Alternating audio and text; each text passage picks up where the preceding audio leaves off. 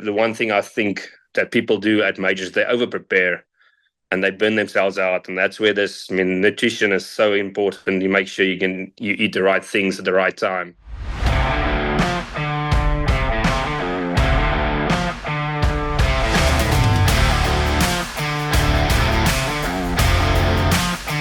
This is The Tournament Code.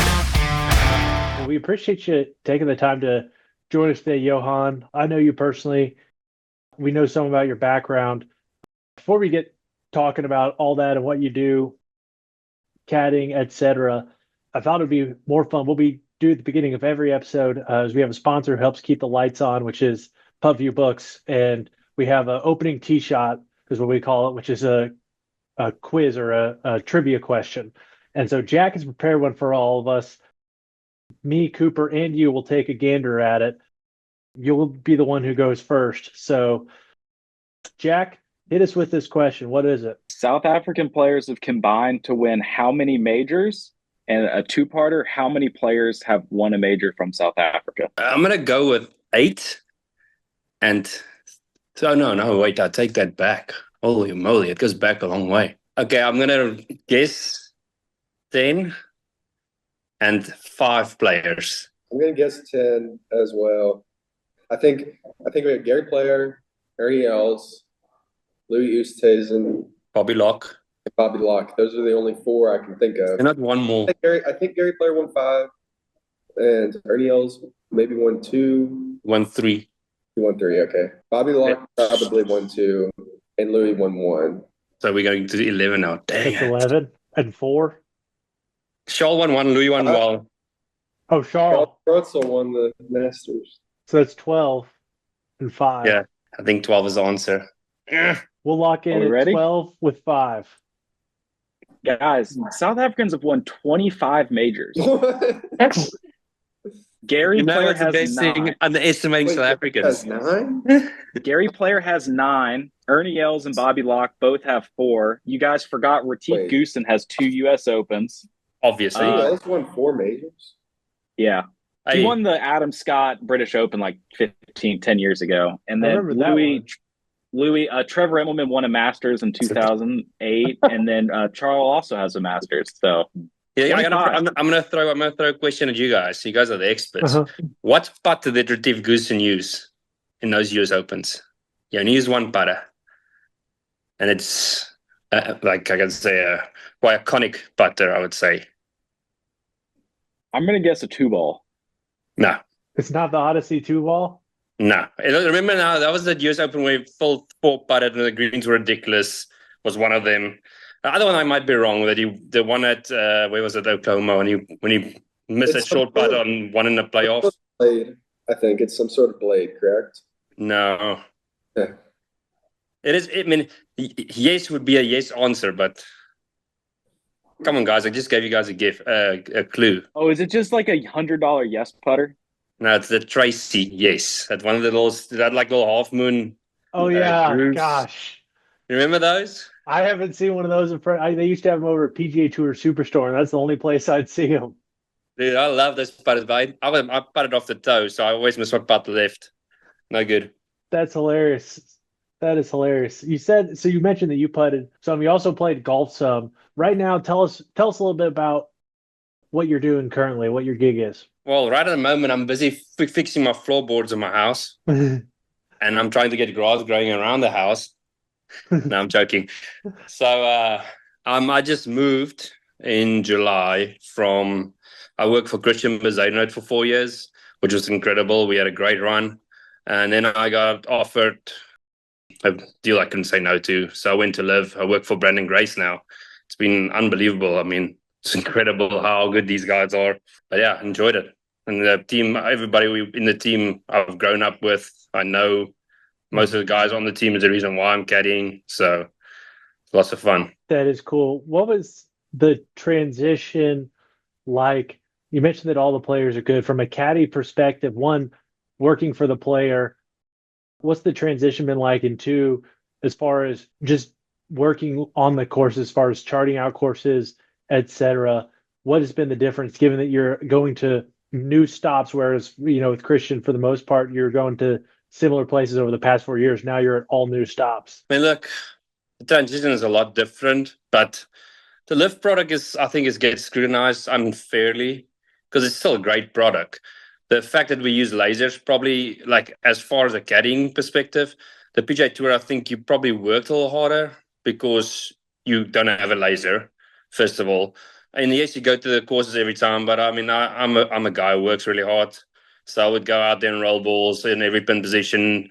Like, as far as PGA Tour, it was easy because we knew where the pin positions would be.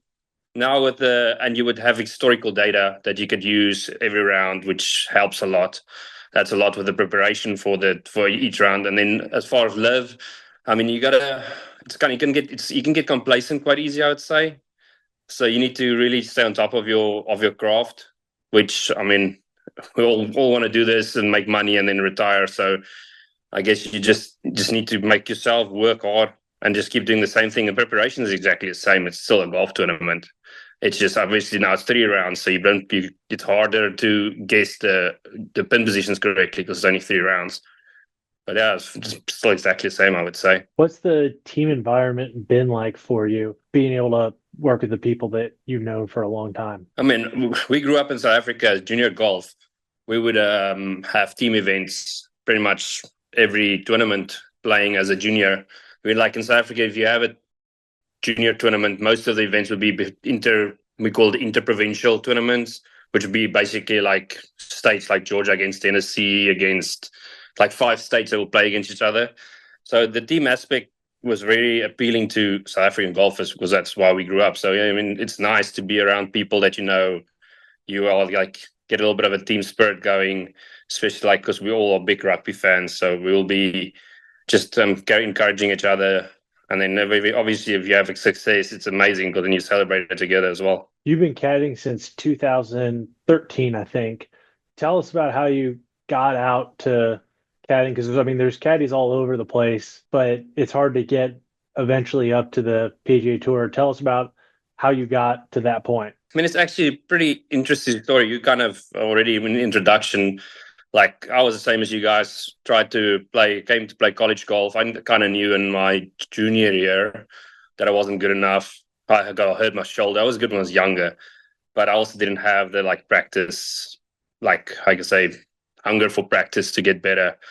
So I decided, I was like, man, I'm going to focus on my studies. So I just focused on the studies, went to a few PGA Tour events. One of my close friends from my hometown, he caddies for Louis Westhuizen. So I went out and I became friendly with Louis, Charles, and I know Branden Grace very well. We played, when I work for now, we played juniors together. So then I've met all their caddies and I was like, man, this looks nice. I mean, I don't have to sit down in the office. I can do what I want in off weeks. And I was like, oh, let's try this. So then they said to me, oh, you just got to get lucky to find someone. So then I went to a couple of tournaments in South Africa. First week I caddied for one of the guys I played in our college, not in my college team, but at the same college. He was professional already, and he played SA Open. So I went and caddied for him. His name's Andrew Giorgio. So I caddied for him that week, and then didn't have a bag for the next week. I mean, I just came out of college, I have no money. I was like, man, what am I going to do? I'm going to go home and try to find a job because we missed a cut. And he says, no, man, just come with me. I'll pay for the fuel and I'll get you accommodation. We'll figure it out. I was like, sweet, let's go. So then in the grocery store, I met a South African guy that I know that Monday. I was like, man, I'm here. If you don't have a caddy, let me know. I can caddy for you. So he said, yeah, come caddy for me. So I caddied for him. We actually missed that cut. And then the next tournament I caddied for him was 2 weeks later, was in Mandela, and we won. It was on the European Tour back then, now DP World Tour. So that kind of started off, and then the rest is history. We just kept going because it was quite nice to have a bank balance that was a little bit more than zero. And we just kept on rolling. It was a lot of fun. When it came to making the transition, like getting used to caddying, going from a player, what was it like trying to help, like, you not being the focal point of attention, especially because, players are all different. But one thing that can be true about a lot of players, especially the higher level you get, is the more internally focused they get, which means, they like things a certain way, and you're more of a service provider than the focus point. What was the adjustment like becoming that service provider as opposed to being the focal point? For me, it was quite easy. I mean, I can't speak for everyone, but for me, it was quite easy because growing up, my parents raised me as a Christian family, so I was a servant. So I always tried to serve people. And as far as like helping people, I didn't even help people. I just gave advice. But I mean, I like I said, I mean, I enjoy helping people in general, not just golfers. Wherever I can, I try to help. So I mean, on the golf course, for me, it was quite easy I was a pretty good player. Then I can actually give my opinion about certain things where other people probably, I mean, I don't want to say can't give as good advice, but I probably just have more experience with each situation. So I mean, it was I really enjoy what I do, and I love being able to give someone advice and to see that actually work out. It's probably the most thrilling thing you can have in the industry. So I've been fortunate to have it work out most times. Not always though, as most of my players can tell you if you have them on here. What are some of your best memories as being caddy? Like maybe if you have a story of a certain time, you helped out your player in a clutch situation or made a key decision coming down the stretch of the final round. Do you have anything that comes to mind? There's plenty of them, but like, I mean, this can actually be like, if there's any caddies that are listening to this, that could actually take this to heart, is that the fact that if you just put in the hours on the golf course, like people think you walk the golf, you go work at the golf course Monday, Tuesday, Wednesday, that's it. That is not it. Like Thursday morning, if you have afternoon tea time, you go out there, you watch other people play the golf course. Back when I started, we didn't have the thing called live data. Now you have live data, which helps, actually gives it to you anyways, which will probably lead to later on in this podcast where we can talk about that. But I mean, my first is probably the most vivid story I'll ever remember was actually for this guy Davy that I caddied for my third event ever. That I caddied was that tournament that we won was called the Nelson Mandela Invitational or Nelson Mandela Championship. Actually, it was the last time they hosted. That was actually the year he passed away in South Africa. It was fine, but it was bad weather the whole week. So the final round was only 3 rounds. We knew it was only 3 rounds. The final round that morning, we teed off at like 12. I got up at 6. I mean, it's my third tournament. I'm full of energy. I just want to do this thing correctly. So when I stood on this one hole, it was a shortened par 5 because of the tee boxes being so wet. So I knew you're most likely going to have an eagle putt here. So I stood on this hole for probably, I would say, hour and a half, and I watched 5-6 groups come past. And I see this one putt. The guys keep missing this putt high. It doesn't break. It's just a dead straight putt. So I stood there, and I mean, as you have it, I mean, there's obviously the luck of the draw. We hit at the exact same spot. So I stood there, and I was like, Davy, don't even read this putt. This is straight. I stood here this morning. This is straight. He looked at me. He says, are you smoking your socks?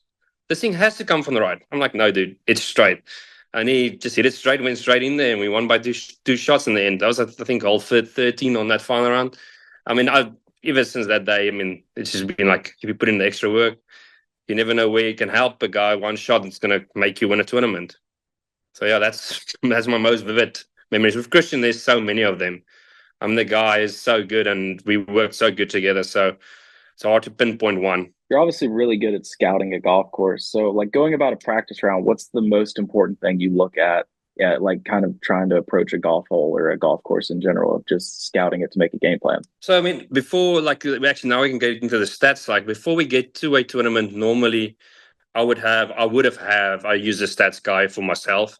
So I would have had the historical data of where each spin would be. So I'll put cups down, and then I'll just look at where's good misses. I'll look at the data where good misses is. So sometimes I'll be like, man, that looks like it's dead, because I'll see the data says there's 70% up and down. So then in a practice round, I'll take my player and I'll just throw a few balls in. So just hit a few shots from you. Let's see what it looks like. And he'll be like, yes, this is quite easy, actually. So then you're like, okay, well, the data's correct. So now we know that is a good spot if you're in trouble.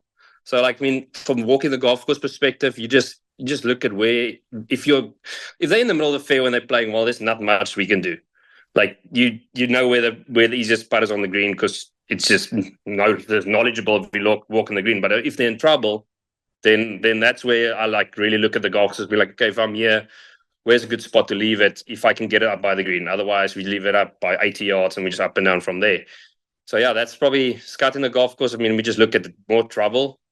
So it's kind of a negative mindset, I guess, as a caddy, just to look at the trouble. But once he gets in trouble, I don't want to guess where there's the next play. I want to know that is the spot where we're going. And if he hits it there, it better be in a good spot, because I don't want to tell my player hit it there and then we get there and then it's dead. And he'll be like, why did you just say to me? He said, it's good there. I'm like, yeah, I thought so too, but it's not.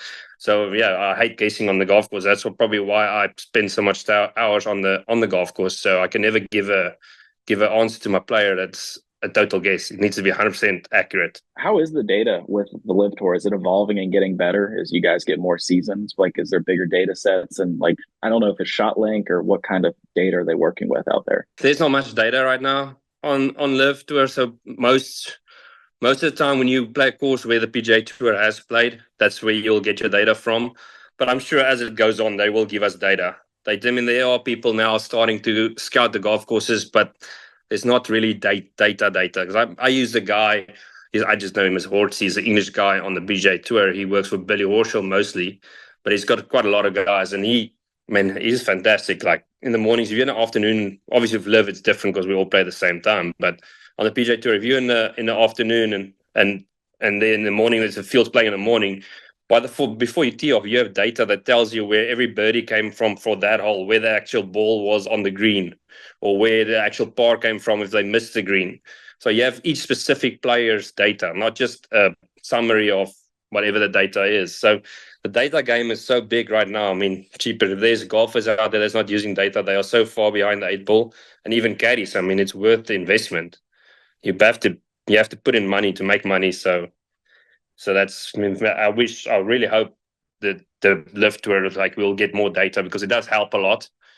But obviously, that now it comes back to the caddy again, doing the right work to help his player. So I guess it's a win-win situation for most people there. So based on all of that information that you take in and advise the player with, are you telling him actually where to aim on the green, or are you just giving him the number, where the wind is coming from, how far it's playing, etc.? That is very specific on a player. So it depends on what they want. Like, for instance, for Christian, I mean, I can relate to Christian and Branden now because it's the most recent. But Christian relied quite a lot on what I said. So he would have asked me where the best spot is. So I would normally have my book and I'll have the pin position. I'll make a little circle where the easiest putts are. So he'll look in my book now and again, or even Branden will do as well. But Branden's a bit more aggressive. He'll probably attack more pins. But there'll be a situation where the club is maybe just in between a club. Then he'll be like, hey, where do you want to hit this? Or they'll be like, okay, just a little bit right of it, and I'll be yes. Or if I say, for instance, we have a wedge and it's still in between and he says 5 yards right, I'm like, man, this is a good number for you. Just go straight at it, because he's just a bit more aggressive. So it's all relevant to the player. The player will give you the feeling, and as far as it means the same as when you're married, you get to know your wife. You know, if she makes a certain gesture, that she's probably a little uncomfortable right now, or then you'll be like, okay, well, let's veer a little bit right of the pin or a little left of the pin. If you know, like, man, he's on, just go straight at it. Just miss the pin, don't hit the pin, because then it goes off the green. Absolutely. When you talked about data differences between the tours that you've been on, tell us about the data when you were on the PGA Tour, what data you're using there, and how you're using it. I mean, it's like I said, I was with Callaway, well, Christian's with Callaway, and through him, I got to be contracted with Callaway as well. So they did a phenomenal job by giving us data as a build-up to a golf course. So they'll analyze the previous year's things, like previous year's data on for each hole location, which side of the fairway was better to miss on that hole location. So you'll look at that as preparation for practice rounds, because then we can talk about different clubs. Like, for instance, if the pin is in the back, people will tend to hit 3-wood instead of driver, so they can have a fuller shot in, where they can control the spin, obviously depending on the golf course, if the greens are soft. And then, like certain pins, you want to be on that side of the fairway.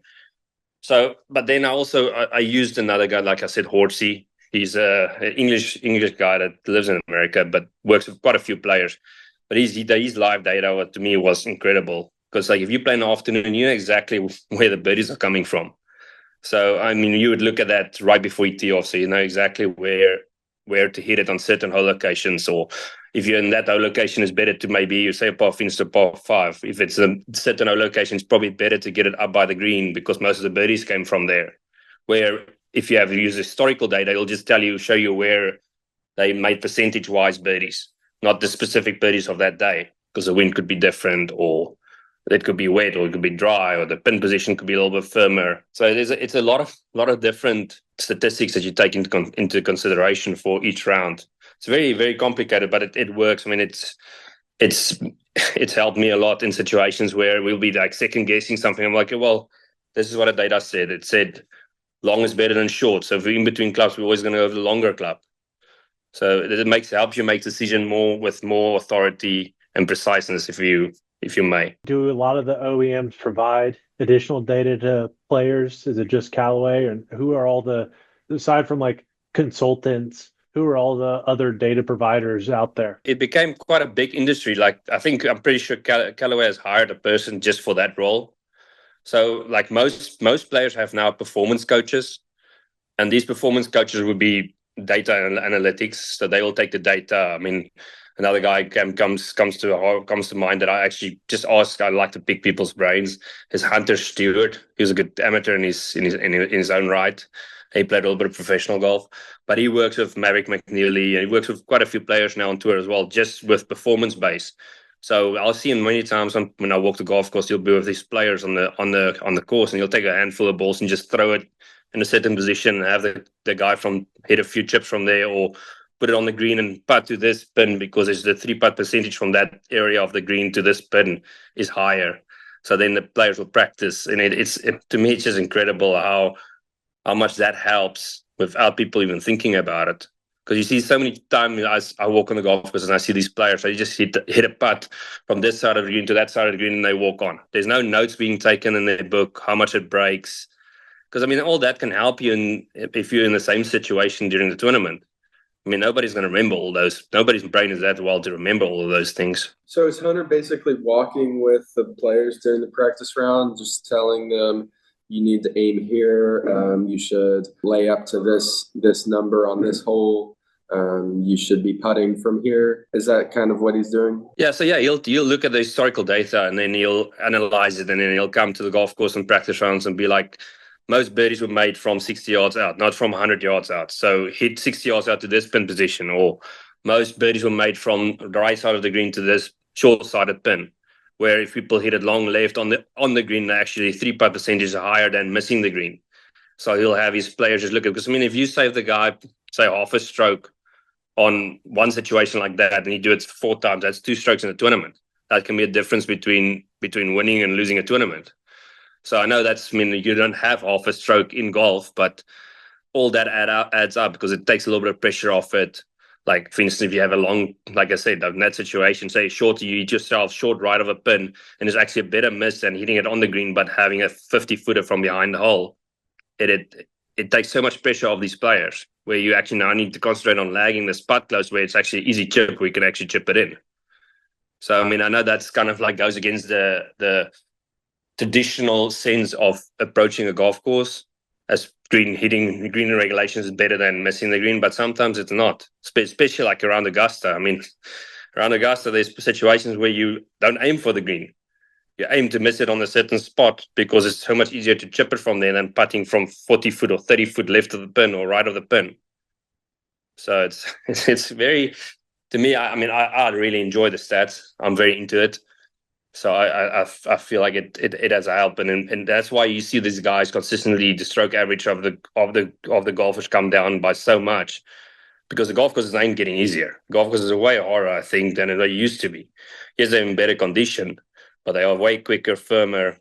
So I mean, I think stats are incredible. As a caddy, how do you deal with like the data saying one thing, but the player might not be comfortable with it, and you have to kind of either talk them into a play or make them confident in what they're doing, opposed to what the numbers might say? I took a long time to warm up to data, because with Christian's one of the best players in the world, as we all know, and he is such a different player to data. So with him, it was a little difficult when it came to longer clubs. I mean, we have a very, very clear example of this is he worked with a coach at a certain time that he was very into his data, and he said, you need to go at Muirfield number 1, 2, 3, 4, 5. Just 5. 1, 2, 3, 4, 5, the par 5 around the corner, where Bryson hit it over the corner at one time. He hit, I think it's 5 or 6. It's 6 actually. He hit it. We were there, and we would have 2-iron in every single time because we can't hit driver far enough to get close to the green because it runs into the water. And Bryson actually hit over the water. So we would have 2-iron, and he was like, "Man, you got to go for this green. Data says you got to go for this green." I'm like, I don't agree with you. If I put Christian 80 yards from the pin, he's going to hit it within 5 foot because the green's so small. He's going to hit it within 5 foot every time. He's probably going to make birdie 80% of the time. So we went into the green. I threw a few balls behind the green because the rough is so thick at Muirfield. He hit 3 of the balls into the water, chipping, because it's so severe downslope, thick lie. And then we get to the first round. He says drive down there, and he's got a perfect 3-iron. He's to 5 foot to make eagle. I'm like, there goes my theory. Yeah, it is. But it is, to answer your question, I didn't really answer your question there, but to answer your question, it is hard because a player's not going to hit a good shot if he doesn't feel comfortable about it. But if you, as a caddy, you always try to make sure that if you make a mistake, it's in the correct side. So, for instance, in that situation, it's over water, he doesn't feel comfortable, you're probably going to put something in his hand that goes over the back of the green, not short in the water. So that's the only way you can control, but he's probably not going to hit the shot because these players know themselves. They're probably not going to hit the shot if they don't feel comfortable. They just say, I don't feel comfortable, let's just lay it up. We might 5 at worst, and we'll be even with the stroke average of the hole. When it comes to players working with coaches, you get to be around a lot of the coaches, both performance, mental, physical, and swing. What have you learned from those coaches? Are there any tidbits you can give us? For me, I won't be where I am if it wasn't for these coaches, because the knowledge they have is incredible. I mean, you have to be like a sponge and absorb it. And each guy that I've dealt with in my career has been so vastly different. I have coaches that's more field-based or more performance-based, as far as you need to just go play golf. And then you have coaches very technical, very statistical oriented, and they actually also have so much to add to the party too. For instance, if you have somebody as a field-based coach, that's what the previous question is. Then you talk to the player about his feel, what you want to feel like, what you need, because if you feel comfortable, you need a good shot. But then you get the guy that's statistical or the swing is very tactical, then you learn so much more by the mechanics of the golf swing and how it works. And if you combine all of that, it helps you so much as a caddy. It has helped me a lot because there'll be situations where a player, you just don't know where the club is that day in his swing, and then be like, okay, well, if you biomechanics do this, then if the club is behind you, you know that you're probably early extending, or there's certain aspects that you would learn about triggers that will happen with that player.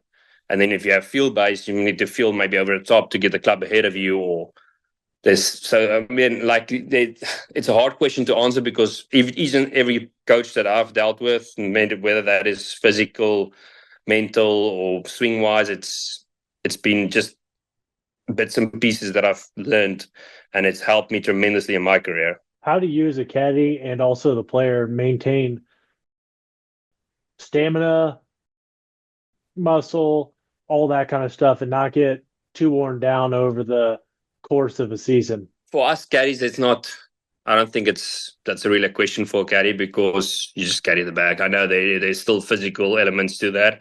I do work out and do run and do try to stay fit, but there's caddies that don't. So, it's not that big a question. It's more the nutrition probably for caddies. But I think where caddies do help a lot is with players, because these players sometimes play 6, 7 tournaments in a row. Then it's very vital that the caddy makes sure that the player eats enough on the golf course, because that's the only way that the player could go on such a long stretch of tournaments without getting mentally fatigued or physically fatigued, because it's all about what you eat. Because these players, the training has changed so much on tour. You see these guys go after a round, go for an hour session in the gym, then they go sit in the ice bath. So they ice bath for 30 minutes or 5 minutes, whatever, how long you sit in the ice bath. I'm not an expert in that. But they take care of their bodies so much. So that's why these guys they are so good. To me, it's just sometimes I'm just seized to be amazed by the things they do. Sometimes you think, man, you can't hit this shot, and then they pull it off. You're like, whoa. you're better than I thought you were. What's it like playing in the majors compared to a regular event? And is there any difference in obviously the atmosphere, preparation, and also how players respond to that? Yeah, that's a great question. I mean, majors, I love majors. It is the funnest tournaments in the world for myself as a caddy, but it's as caddies, we probably don't like the majors that much because it's always an expensive week. Everything's expensive. Accommodation's expensive. Getting to the tournament's expensive because there's so many people that's going there. So all the prices goes up. But as far as players, I mean, majors, there's one thing that's going to happen. The player is probably going to be edgy. He's going to be a bit irritated. He's probably going to be a bit short-tempered because they all just feel the pressure. I mean, obviously a certain pressure that goes with majors, and it always happens. So you got to be really on it. So major weeks is as far as a caddy, you never really switch off. You the whole week you just go.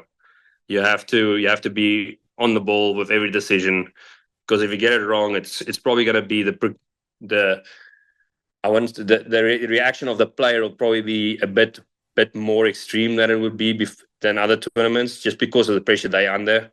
And they I mean, the one thing I think that people do at majors, they over prepare and they burn themselves out. And that's where nutrition is so important. You make sure you eat the right things at the right time. Because I mean, it's so easy to want to go. Let's play a couple more holes, or let's go play 18 holes where you don't need to. I mean, Christian probably had one of the best, I think, approaches to majors. He would play 9-9-9. You wouldn't really. You maybe play 18 at the Open because we're gonna play with Ernie or something like that. But they only do it one day. The other 2 days will be 9 holes and 9 holes, because you know how important it is for his energy levels to be high.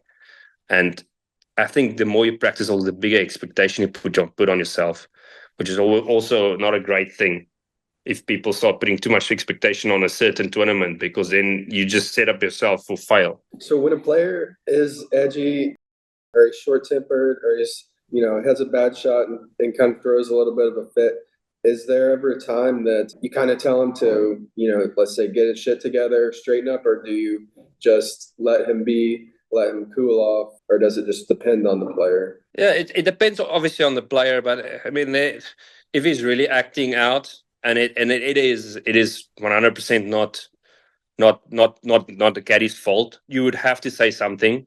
But then again, being a caddy and player, it's like a marriage. You have to be careful what you do when you do a certain, especially in that situation. Like if it's, I'm just speaking out of my own personal experiences. If it's my fault, I'll be like, yeah, you're right, I'll take it. I'll be like, I understand, it will get better. But if it's not my fault, I'll probably just keep quiet, and then a couple of not letting another shot being influenced by that attitude. I would talk maybe 10 steps further away from the situation that just happened, and be like, hey, I think it's a little bit unnecessary to waste energy on this, because I don't think that is the situation. And if he's still mad at us, I said, okay, well, let's just go to the next shot with a clear mind and we'll talk about it afterwards. Because debriefing to me is probably the most important part by a player caddy relationship, is to talk about those situations afterwards and get better at it. As if you take it to your house and then you come back the next day and you're still mad, that doesn't help anyone. What does a good debrief at the end of the round look like, or end of a tournament? Well, I feel this is all my personal experience or my personal viewpoint on things. I like to do a debrief every tournament. Afterwards, we'll just have a quick chat and be like, hey, what did you like? What didn't you like? What can we get better at? And it's basically we just asked now about if there is those moments that happen and they're angry or whatever.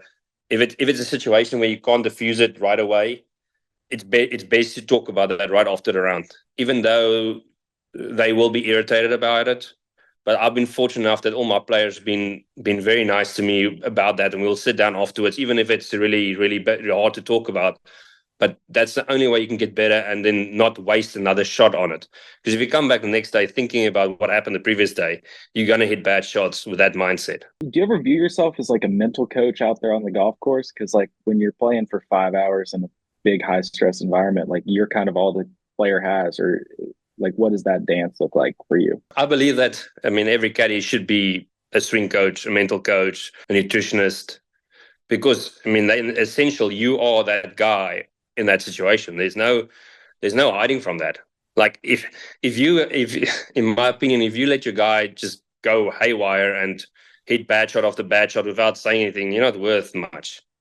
I mean, you should choose a different profession, and I'm probably going to get scrutiny for that, but that is my opinion, because I I feel like what the caddies are doing right now in this whole world is making this profession so professional that we're actually getting treated in according way, where we're actually getting things that, say, for instance, a courtesy car, or we're actually getting treated like normal human beings, because we add so much value. I mean, you look at Austin, you look at Ted.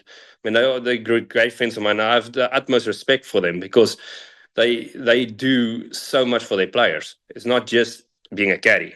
I mean, there's definitely a mental side. You have to be able to control your play. I can't say control is the wrong word, because you don't control your players, but you have to be able to influence his mental state by saying certain things or talking about certain things at a certain time. So, I mean, and that all takes like experience, obviously, with the player and his personality, but you also have to invest in yourself, read about how people react to certain situations, or ask questions about how people would react if that happens, or how other player reacts in that way, and what do you do to help him with that. I mean, I try to always read about or listen to things that can make me a better caddy by influencing his, how can I say, his thought process. I don't, not necessarily by me telling him, hey, you got to quit being silly. Just be like, hey, what do we think if we do this? Or, hey, this is actually a really good shot, that, or that's a good spot to leave it, or you can chip it in from there. Or you always got to be, there's got to be an angle around it instead of going direct. Certain situations you have to go direct, but you always have to be able to speak it into their mind so that they can think it's their decision, not your decision, because then they'll 100% get over it way easier. We're coming up on time here, but I had two more questions. One of them was, as you kind of look forward to what this year, next year, et cetera, look like, how do you see the tour that you're planning on improving? How do you, and what sort of things are you doing as a caddy in order to be able to provide more support to your player as the time rolls on? So, I mean, it is a question that is difficult to answer, because the foreseeable future is obviously a bit up in the air, because we have to go to the LIV Q school and all that. But if all things go according to plan next year, well, even now, I mean, Branden and I, we've been working on getting certain things dialed. Like, we're getting a practice routine, more structure in his practice. For instance, having a wedge combine that he needs to do every week, make sure he meets certain standard, because we know if we're in trouble, we just hit it to a certain number. He's going to up and down it every single time, because that's what you work for. So yeah, in the off season, that's all we do. We work on getting better at those things and having our structure in place, that the weeks that the coaches aren't there, that we know what we're doing. We don't need to ask questions or guess what's going on, or we do our thing and we just keep going forward. Because the worst thing you want to do if your coach is not there, if you start panicking and you don't know what you're going on, because then you don't have the structure there to fall back to. You know, if you do these things correct, you'll be fine. So that's just building up to next season. That's what we're doing. I'm leaving Saturday for a 3-week stretch where we're trying to just do as best as we can, because we're going to try to climb up that world rankings, because the next two tournaments will be world ranking tournaments. Trying to get back into majors, although these guys still care so much about golf. Even though people think the LIV guys don't care, they care a lot.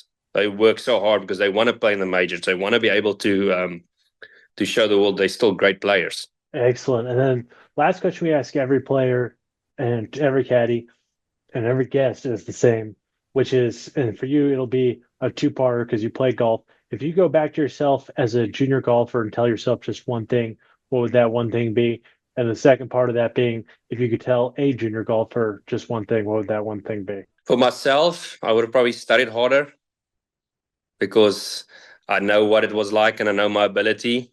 I probably wouldn't have played other sports, because I did get hurt yeah, as a youngster with my shoulder in rugby, that hurt my golf career. But I still don't think I had the talent that these guys had. But as a junior golfer, get good from 100 yards in, because you can score from 100 yards in. If you're good at that, you can score on any golf course. Because that is where all the people make their money according to statistics. Perfect. Where can people find you on social media, follow you as you guys go through these events and go through LIV Q School? I'm not big on social media, but I do have Instagram. I think it's Johan Swanepoel 0. Yeah, that's about it. But we need to get better at that. Yeah, actually, that's a really good point there. So we'll try to get better at it and keep everybody in the loop and show them how the Stingers are doing business next year. That sounds great. If you're listening to us right now on Spotify, Apple Podcasts, or YouTube, please like, subscribe, leave a rating. And if you're trying to find us on social media, you can find us on Instagram at The Tournament Code and on X at Tournament Code.